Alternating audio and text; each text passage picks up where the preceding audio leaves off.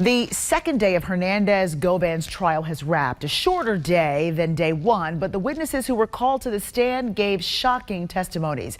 Action News 5's Imani Williams is following the trial gavel to gavel. She has the latest from inside the courtroom today. Shocking testimony on day 2 of Hernandez Govan's trial. The link between Govan and Cornelius Smith, one witness says, is Yo Gotti's brother.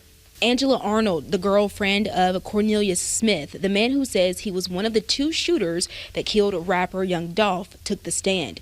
Day 1 of the trial, tension between PRE and CMG was established. Day 2, Arnold said Anthony Jook Mims was the top of the chain when it came to the bounty on Dolph, owner of the record label PRE.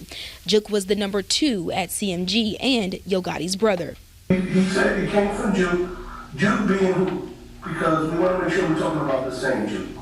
Unfortunately, there's more than one Jook. CMG meaning Yo Gotti's brother, Jook?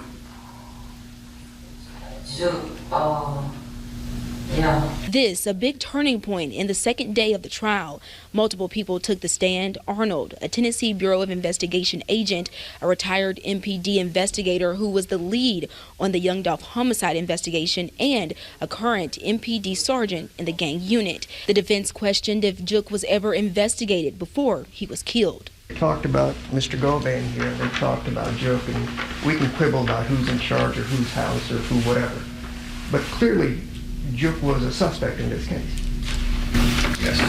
But he was never followed up with at all by Memphis Police Department at any point in this investigation, even though he died 2.5 years later.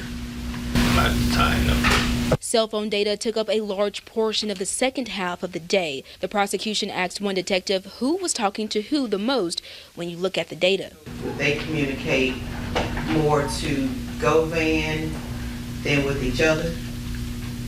I think that it started as a lot of communications between Govan, but as you saw, as it gets closer to the day of the homicide, those communications then seem to be more between Cornelius Smith and Justin Johnson, and not Govan. Now we're headed to day 3, and witness testimony on both sides could wrap up on Wednesday.